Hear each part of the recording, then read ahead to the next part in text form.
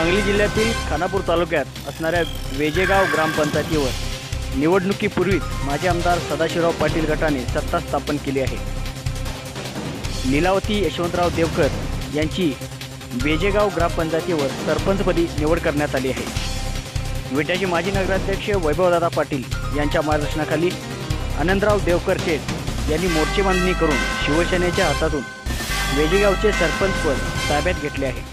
5 विरुद्ध 4 मतांनी वेजेगाव ग्रामपंचायतीवर सदाशिवराव पाटील गटाने सत्ता मिळवली आहे।